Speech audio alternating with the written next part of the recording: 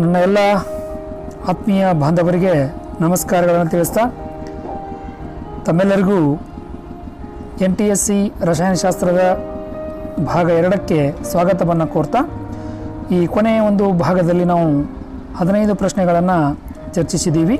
ಇವಾಗ 16ರಿಂದ 30 ಪ್ರಶ್ನೆಗಳವರೆಗೆ ನಾನು ನಿಮ್ಮ ಜೊತೆಗೆ ಚರ್ಚಿಸಲಿಕ್ಕೆ ಇಷ್ಟಪಡ್ತಾ ಇದ್ದೀನಿ. ದಯಮಾಡಿ ಯಾರು ಇನ್ನೂವರೆಗೆ ನನ್ನ ಚಾನಲ್ಗೆ ಸಬ್ಸ್ಕ್ರೈಬ್ ಆಗಿಲ್ವೋ ದಯಮಾಡಿ ಸಬ್ಸ್ಕ್ರೈಬ್ ಆಗಿ, ಹಾಗೆ ಬೆಲ್ ಐಕಾನನ್ನು ಪ್ರೆಸ್ ಮಾಡಿ ನಿಮಗೆ ಸಂಬಂಧಪಟ್ಟಿರ್ತಕ್ಕಂತಹ ನೋಟಿಫಿಕೇಷನ್ಗಳು. ನನ್ನ ಪ್ರಶ್ನೆ ಈ ರೀತಿಯಾಗಿದೆ: ಈ ಕೆಳಗಿನವುಗಳಲ್ಲಿ ಡೋಬರಾಯ್ನರ ತ್ರಯಗಳು ಅಂತಕ್ಕಂಥ ಒಂದು ಪ್ರಶ್ನೆ.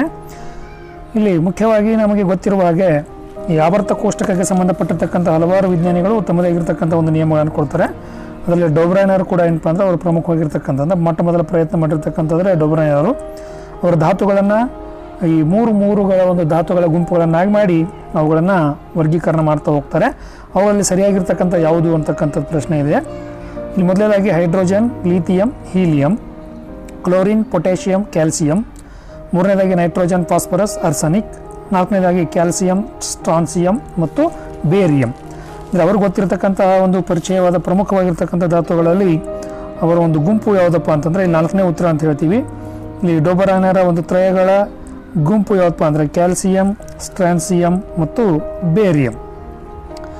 ಇನ್ನು ಮುಂದಿನ ಒಂದು ಪ್ರಶ್ನೆ: ಪ್ರೊಪೇನ್ನಲ್ಲಿರುವ ಕೋವಲೆಂಟ್ ಬಂಧಗಳ ಸಂಖ್ಯೆ ಎಷ್ಟು ಅಂತಕ್ಕಂಥ ಒಂದು ಪ್ರಶ್ನೆ ಇದೆ. ಇಲ್ಲಿ ಪ್ರೊಪೇನ್ ಅಂತಕ್ಕಂಥ ನಮಗೆ ಗೊತ್ತಿರುವ ಹಾಗೆ 3 ಕಾರ್ಬನ್ನನ್ನು ಹೊಂದಿರತಕ್ಕಂತಹ ಒಂದು ಪರಮಾಣು. ಇವಾಗಲ್ಲಿರ್ತಕ್ಕಂತಹ ಕೋವಲೆಂಟ್ ಬಾಂಡ್ಗಳು ಎಷ್ಟು ಅಂತಕ್ಕಂಥದ್ದು ಅಂದರೆ ಕಾರ್ಬನ್ ಪರಮಾಣುಗಳ ಮಧ್ಯದ ಜೊತೆಗೆ ಹೈಡ್ರೋಜನ್ ಜೊತೆಗೆ ಎಷ್ಟು ಬಂಧಗಳನ್ನು ಏರ್ಪಡಿಸ್ಕೊಳ್ತವೆ ಅಂತಕ್ಕಂಥದ್ದನ್ನು ನಾವಿಲ್ಲಿ ನೋಡಿದಾಗ ಇಲ್ಲಿ ಎಲ್ಲ ಕಡೆ ಹೈಡ್ರೋಜನ್ ಇದೆ ಅಂತ ತಿಳ್ಕೊಂಬಿಡ್ರಿ. ಈ ಕೌಂಟ್ ಮಾಡಿ 1 2 3 4 5 6 7 8 9 ಅಂದರೆ ಒಟ್ಟಾಗಿ ಏನಪ್ಪ ಅಂದರೆ ಇಲ್ಲಿ ನಮಗೆ 10 ಏನಾಗ್ತವಪ್ಪ ಅಂದರೆ ಕೋವಲೆಂಟ್ ಬಂಧಗಳು ಸಿಗ್ತಾವೆ. ನೋಡಿರಿ, ಈ 3 4 5 6 7 8 9 10 ಒಟ್ಟಿಗೆ ಏನಪ್ಪ ಅಂದರೆ ಇಲ್ಲಿ ಪ್ರೊಪೇನ್ನಲ್ಲಿ ಅಂದರೆ ಈ ರೀತಿಯಾಗಿರ್ತಕ್ಕಂಥ ಪ್ರಶ್ನೆಗಳನ್ನು ಜಾಸ್ತಿ ಕೇಳ್ತಿರ್ತಾರೆ. ಅದಕ್ಕೆ ಸ್ವಲ್ಪ ಸರಿಯಾಗಿ ನೋಡ್ಕೊಳ್ರಿ. ಅದರಿಂದ ಪ್ರೊಪೇನ್ನಲ್ಲಿರುವ ಕೋವಲೆಂಟ್ ಬಂಧಗಳ ಸಂಖ್ಯೆ 10 ಅಂತಕ್ಕಂಥದ್ದು ನೋಡಿದ್ವಿ. ಇನ್ನು ಒಂದು ರಾಸಾಯನಿಕ ಕ್ರಿಯೆಯಲ್ಲಿ ದುರ್ಬಲ ಹೈಡ್ರೋಕ್ಲೋರಿಕ್ ಆಮ್ಲವನ್ನು ಕಬ್ಬಿಣದ ಚೂರುಗಳಿಗೆ ಸೇರಿಸಲಾಗುತ್ತದೆ. ಇಲ್ಲಿ ಉಂಟಾಗುವ ಉತ್ಪನ್ನಗಳೆಂದರೆ ಅಂತಕ್ಕಂಥ ಪ್ರಶ್ನೆ ಇದೆ. ಇಲ್ಲಿ ಒಂದು ತಿಳ್ಕೊಂಡ್ಬಿಟ್ರೆ ವಿದ್ಯಾರ್ಥಿಗಳೇ, ಯಾವುದೇ ಆಮ್ಲಗಳು ವಿಶೇಷವಾಗಿ ಲೋಹಗಳ ಜೊತೆಗೆ ವರ್ತಿಸಿದಾಗ ಅಲ್ಲಿ ಮುಖ್ಯವಾಗಿ ಹೈಡ್ರೋಜನ್ ಅನಿಲ ಬಿಡುಗಡೆ ಆಗ್ತಕ್ಕಂಥದ್ದು ನಮಗೆ ಗೊತ್ತಿರ್ತಕ್ಕಂಥ ವಿಚಾರ. ಆದ್ದರಿಂದ ಈ ಪ್ರಶ್ನೆಯಲ್ಲಿ ನೀವು ಹೈಡ್ರೋಜನ್ ಎಲ್ಲಿದೆ ಅಂತಕ್ಕಂಥ ಗುರುತಿಸ್ಬಿಟ್ರೆ ತುಂಬ ಸುಲಭವಾಗಿ ಅದಕ್ಕೆ ಉತ್ತರವನ್ನು ಹೇಳ್ಬೋದು. ಅದಕ್ಕೇನಪ್ಪ ಅಂದರೆ 3ನೇದು ಅಂದರೆ ಯಾವುದೇ ಒಂದು ರಾಸಾಯನಿಕ ಕ್ರಿಯೆಯಲ್ಲಿ ದುರ್ಬಲ ಒಂದು ಹೈಡ್ರೋಕ್ಲೋರಿಕ್ ಆಮ್ಲಗಳು ಕಬ್ಬಿಣದ ಚೂರುಗಳನ್ನು ಸೇರಿಸಿಬಿಟ್ರೆ ನಾವು ಏನಾಗುತ್ತಪ್ಪ ಅಂದರೆ ಹೈಡ್ರೋಜನ್ ಅನಿಲ, ಅದ್ರ ಜೊತೆಗೆ ಏನಾಗುತ್ತೆ ಅಂದರೆ ಕಬ್ಬಿಣದ ಕ್ಲೋರೈಡ್. ಇದು ಒಂದು ರೀತಿಯಾಗಿರ್ತಕ್ಕಂತಹ ಸ್ಥಾನ ಪಲ್ಲಟ ಕ್ರಿಯೆ ಕೂಡ ನಾವು ಉದಾಹರಣೆಯನ್ನು ಕೊಡ್ತೀವಿ. ಯಾಕಂದರೆ ಇಲ್ಲಿ ಹೆಚ್ಚು ಕ್ರಿಯಾಪಟು ಧಾತು ಏನಾಗುತ್ತೆ, ಕಡಿಮೆ ಕ್ರಿಯಾಪಟು ಧಾತುವನ್ನು ಪಲ್ಲಟಗೊಳಿಸ್ತಕ್ಕಂಥದ್ದನ್ನು ನಾವು ನೋಡ್ತೀವಿ. ಆದ್ದರಿಂದ ಇಲ್ಲಿ ಕಬ್ಬಿಣ ಅಂತಕ್ಕಂಥದ್ದು ಏನಪ್ಪ ಅಂದರೆ ಈ ಹೈಡ್ರೋಕ್ಲೋರಿಕ್ ಆಮ್ಲದಲ್ಲಿರ್ತಕ್ಕಂತಹ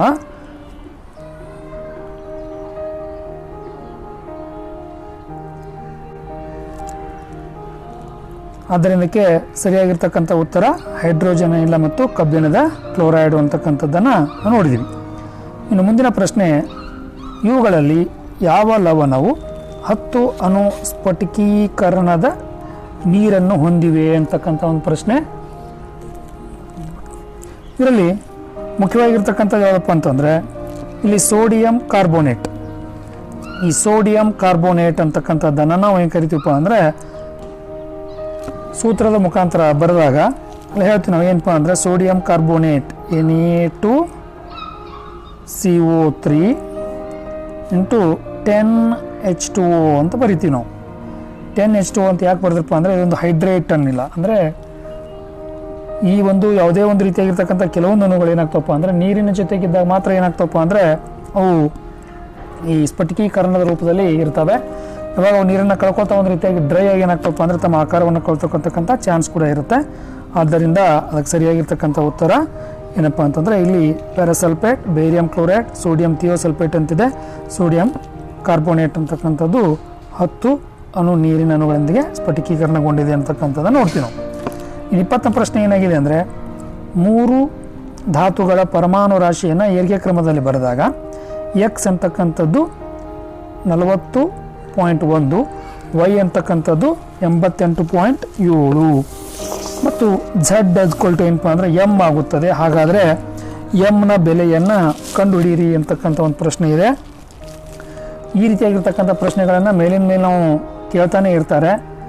ಯಾಕಂದರೆ ಇದು ಡೊಬರೈನ ಒಂದು ತ್ರಿವಳ ನಿಯಮಗಳಿಗೆ ಸಂಬಂಧಪಟ್ಟಿರ್ತಕ್ಕಂಥ ಒಂದು ಪ್ರಶ್ನೆ. ಅದಕ್ಕೊಂದು ನಾವು ಸಾಮಾನ್ಯ ಸೂತ್ರವನ್ನು ಕೂಡ ಹೇಳ್ಬೋದು. ಇವಾಗ ಏನು ಹೇಳ್ತಾರೆ, ಡೊಬರೈನ ನಿಯಮ ಏನು ಹೇಳಪ್ಪ ಅಂದರೆ ಇಲ್ಲಿ ಮಧ್ಯಮ ಧಾತುವಿನ ಪರಮಾಣು ರಾಶಿ ಮೊದಲನೆಯ ಮತ್ತು ಕೊನೆಯ ಧಾತುವಿನ ಪರಮಾಣು ರಾಶಿಯ ಸರಾಸರಿಯಾಗಿರುತ್ತೆ ಅಂತಕ್ಕಂಥದ್ದು ಡೊಬರೈನ ನಿಯಮ. ಅದಕ್ಕೆ ನಾವು ಉಪಯೋಗಿಸ್ತಕ್ಕಂಥ ಒಂದು ಸೂತ್ರ ಏನಪ್ಪ ಅಂದರೆ ಇಲ್ಲಿ ನೀವು ಇಲ್ಲಿ ನೋಡ್ಕೋಬೋದು.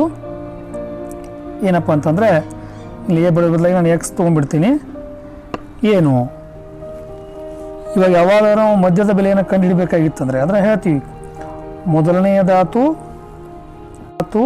ಮತ್ತು ಕೊನೆಯ ಧಾತು ಇವುಗಳ ಸರಾಸರಿ ಏನಾಗಿರುತ್ತೆ ಅಂದರೆ ಮಧ್ಯಮ ಧಾತುವಿನ ಪರಮಾಣು ರಾಶಿ ಆಗಿರುತ್ತೆ ಅಂತಕ್ಕಂಥದ್ದು ಡೊಬರೈನ್ ನಿಯಮ. ಅದಕ್ಕೆ ನಾವು ಸಾಮಾನ್ಯವಾಗಿ ಉಪಯೋಗಿಸ್ತಕ್ಕಂಥ ಒಂದು ಸೂತ್ರ ಯಾವುದಪ್ಪ ಅಂತಂದರೆ ಮಧ್ಯಮ ಧಾತುವಿನ ಒಂದು ರಾಶಿಯನ್ನು ಕಂಡುಹಿಡಬೇಕಾದ್ರೆ ನಾವು ಬಳಕೆ ಮಾಡ್ತೀವಿ ಇಲ್ಲಿ y =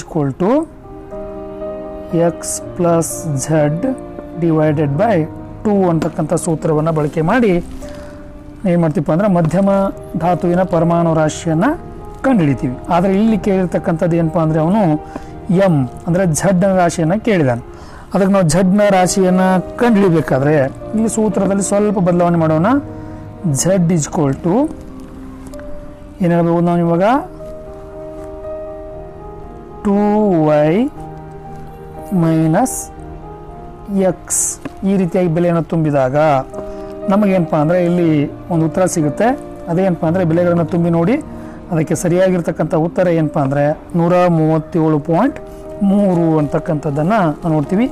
ಈ ರೀತಿಯಾಗಿರ್ತಕ್ಕಂಥ ಪ್ರಶ್ನೆಗಳನ್ನು ಮೇಲೆ ಕೇಳ್ತಿರ್ತಾನೆ. ಅದಕ್ಕೆ ಸ್ವಲ್ಪ ಇಲ್ಲಿ ಸೂತ್ರದಲ್ಲಿ ಸ್ವಲ್ಪ ಬದಲಾವಣೆ ಮಾಡಿಬಿಟ್ರೆ ನಮಗೇನಪ್ಪ ಅಂದರೆ ತುಂಬ ಸುಲಭವಾಗಿ ಇವುಗಳನ್ನು ಮಾಡ್ಬೋದು. ಇವಾಗ ಒಂದು ವೇಳೆ ಎಕ್ಸ್ ಕೇಳಿ ಅಂದರೆ ಎಕ್ಸ್ ಬೆಲೆ ಏನಾಗಬಹುದು, ಇವಾಗ ಹೇಳ್ತೀವಿ ಏನು 2y - z ಈ ಬೆಲೆಯನ್ನು ತುಂಬಿಬಿಟ್ರೆ ನಾವು ಎ ಅನ್ನು ಕೂಡ ಕಂಡುಹಿಡಬಹುದು. ಅಂದರೆ ಯಾವ ಬೆಲೆಗಳನ್ನು ಕೊಟ್ಟಿರ್ತಾನೆ ಅವನ ಆಧಾರವಾಗಿ ಇಟ್ಟುಕೊಂಡು ಅಲ್ಲಿ ಸೂತ್ರದಲ್ಲಿ ನಾವು ಅವುಗಳ ಬೆಲೆಗಳನ್ನು ತುಂಬಿ ಅದಕ್ಕೆ ಸಂಬಂಧಪಟ್ಟಿರ್ತಕ್ಕಂತಹ ಮಾಹಿತಿಯನ್ನು ತುಂಬ ಸುಲಭವಾಗಿ ತಿಳ್ಕೊಳ್ಬೋದು. ಆದ್ದರಿಂದ ಅದಕ್ಕೆ ಉತ್ತರ 1. ಇನ್ನು ಈ ಕೆಳಗಿನವುಗಳಲ್ಲಿ ಯಾವುದು ರೆಡಾಕ್ಸ್ ಕ್ರಿಯೆ ಅಲ್ಲ ಅಂತಕ್ಕಂಥ ಒಂದು ಪ್ರಶ್ನೆ ಇದೆ. ಈ ರೆಡಾಕ್ಸ್ ಅಂತಕ್ಕಂಥದ್ದು ನಮಗೆ ಗೊತ್ತಿದೆ, ಯಾವುದೇ ಒಂದು ರಾಸಾಯನಿಕ ಕ್ರಿಯೆಯಲ್ಲಿ ಉತ್ಕರ್ಷಣ ಮತ್ತು ಅಪಕರ್ಷಣ ಕ್ರಿಯೆ ಎರಡೂ ಜರುಗ್ತಾ ಇದ್ದರೆ ಅಂತಹ ಒಂದು ಕ್ರಿಯೆಗೆ ನಾವು ಏನು ಕರಿತೀವಪ್ಪ ಅಂದರೆ ರೆಡಾಕ್ಸ್ ಕ್ರಿಯೆ. ಅಂದರೆ ಒಂದು ಧಾತು ಉತ್ಕರ್ಷಣ ಹೊಂದ್ತಾ ಇದ್ದರೆ ಇನ್ನೊಂದು ಧಾತು ಏನಾಗ್ತಾ ಇರುತ್ತೆ, ಅಪಕರ್ಷಣ ಹೊಂದ್ತಾ ಇರುತ್ತೆ. ಈ ರೀತಿಯಾಗಿ ಉತ್ಕರ್ಷಣ ಮತ್ತು ಅಪಕರ್ಷಣ ಕ್ರಿಯೆ ಎರಡೂ ಜರುಗ್ತಾ ಇದ್ದರೆ ಅದಕ್ಕೆ ನಾವು ರೆಡಾಕ್ಸ್ ಕ್ರಿಯೆ ಅಂತ ಹೇಳಿ ಅದನ್ನು ಕರಿತೀವಿ. ಇವುಗಳಲ್ಲಿ ಯಾವುದು ಅಲ್ಲ ಅಂತಕ್ಕಂಥ ಒಂದು ಪ್ರಶ್ನೆ ಇದೆ. ಇಲ್ಲಿ ಮೊದಲನೇದಾಗಿ ಮೆಗ್ನೀಷಿಯಂ ತಂತಿ ಅಥವಾ ತಂತು ಗಾಳಿಯಲ್ಲಿ ದಹಿಸುವುದು ಕೂಡ ಏನಪ್ಪ ಅಂದರೆ ಒಂದು ರೆಡಾಕ್ಸ್ ಕ್ರಿಯೆನೇ. ಇಲ್ಲಿ ಮೆಗ್ನೀಷಿಯಂ ಅಂತಕ್ಕಂಥದ್ದು ಆಕ್ಸಿಜನ್ ಜೊತೆ ವರ್ತಿಸಿದಾಗ ಅಲ್ಲಿ ಉತ್ಕರ್ಷಣ ಮತ್ತು ಅಪಕರ್ಷಣ ಕ್ರಿಯೆ ನಡೆಯುತ್ತೆ. ಇನ್ನು ಸತುವಿನ ಚೂರುಗಳು ದುರ್ಬಲ ಹೈಡ್ರೋಕ್ಲೋರಿಕ್ ಆಮ್ಲಕ್ಕೆ ಸೇರಿಸೋದು ಕೂಡ ಇದು ಒಂದು ಕೂಡ ಏನಪ್ಪ ಅಂದರೆ ರೆಡಾಕ್ಸ್ ಕ್ರಿಯೆಗೆ ಉದಾಹರಣೆ ಅಂತ ಹೇಳ್ತೀವಿ. ಇನ್ನು ಸೋಡಿಯಂ ಕ್ಲೋರೈಡ್ಗೆ ಸಿಲ್ವರ್ ನೈಟ್ರೇಟ್ ದ್ರಾವಣವನ್ನು ಸೇರಿಸುವುದು ಇದು ಏನಪ್ಪ ಅಂದರೆ ರೆಡಾಕ್ಸ್ ಕ್ರಿಯೆಗೆ ಒಂದು ರೆಡಾಕ್ಸ್ ಕ್ರಿಯೆ ಅಲ್ಲ ಅಂತಕ್ಕಂಥದ್ದು ನಾವು ನೋಡ್ತೀವಿ. ಇನ್ನು ಉಸಿರಾಟ ಕ್ರಿಯೆಯಲ್ಲಿ ಕೂಡ ಏನಪ್ಪ ಅಂದರೆ ಶಕ್ತಿ ಬಿಡುಗಡೆ ಆಗ್ತಕ್ಕಂಥದ್ದು ಕೂಡ ಒಂದು ರೆಡಾಕ್ಸ್ ಕ್ರಿಯೆ ಅಂತ ಹೇಳ್ತೀವಿ. ಆದ್ದರಿಂದ ಅದಕ್ಕೆ ಸರಿಯಾಗಿರ್ತಕ್ಕಂಥ ಉತ್ತರ ಯಾವುದಪ್ಪ ಅಂತಂದರೆ ಸೋಡಿಯಂ ಕ್ಲೋರೈಡ್ಗೆ ಸಿಲ್ವರ್ ನೈಟ್ರೇಟನ್ನು ಸೇರಿಸಿದಾಗ ಅಲ್ಲಿ ಯಾವುದೇ ರೀತಿಯಾಗಿರ್ತಕ್ಕಂಥ ಒಂದು ಈ ರೆಡಾಕ್ಸ್ ಕ್ರಿಯೆ ಅಥವಾ ಉತ್ಕರ್ಷಣ ಅಪಕರ್ಷಣ ಕ್ರಿಯೆ ಜರುಗೋದಿಲ್ಲ ಅಂತಕ್ಕಂಥದ್ದು ನಾವು ನೋಡ್ತೀವಿ. ಆದ್ದರಿಂದ ಅದಕ್ಕೆ ಸರಿಯಾಗಿರ್ತಕ್ಕಂಥ ಉತ್ತರ 3 ಅಂತ ಹೇಳ್ತೀವಿ.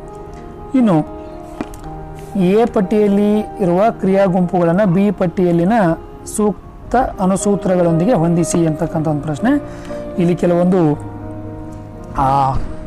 ಕೀಟೋನುಗಳ ಅಥವಾ ನಾವು ಹೈಡ್ರೋಕಾರ್ಬನ್ ಗುಂಪು ಕೊಟ್ಟಿದ್ದಾನೆ. ಜೊತೆಗೆ ಏನಾಗ್ತಪ್ಪ ಅಂದರೆ ಅವುಗಳ ಒಂದು ಕ್ರಿಯಾ ಗುಂಪುಗಳನ್ನು ಕೊಟ್ಟಿದ್ದಾನೆ.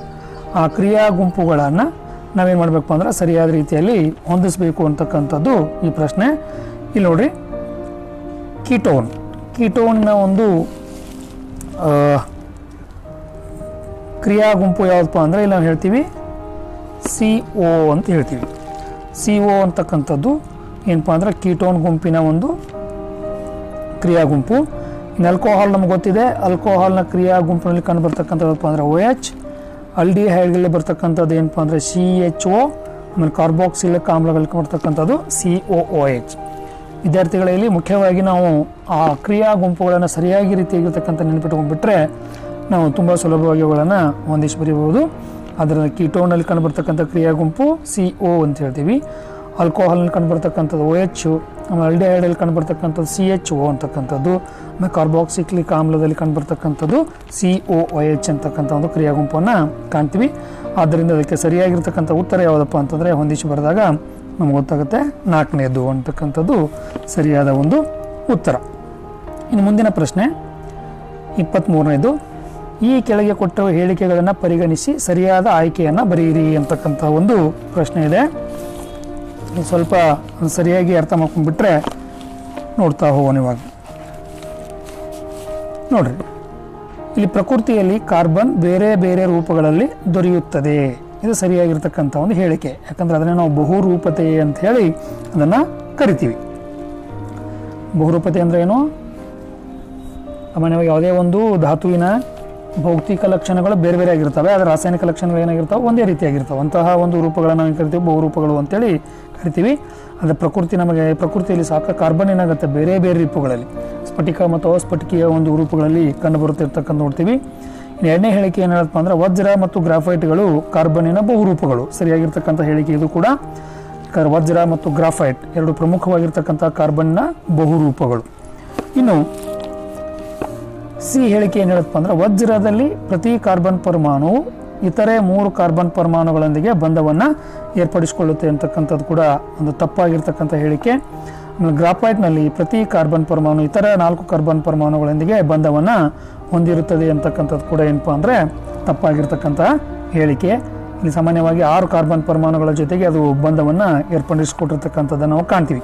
ಆದ್ದರಿಂದ ಅದಕ್ಕೆ ಸರಿಯಾಗಿರ್ತಕ್ಕಂಥ ಒಂದು ಉತ್ತರ ಯಾವುದಪ್ಪ ಅಂತಂದರೆ ನಾವು ಅಂತ ಹೇಳ್ತೀವಿ A ಮತ್ತು Bಗಳು ಸರಿ, C ಮತ್ತು Dಗಳು ತಪ್ಪು ಅಂತಕ್ಕಂಥದ್ದನ್ನು ನೋಡಿದ್ವಿ.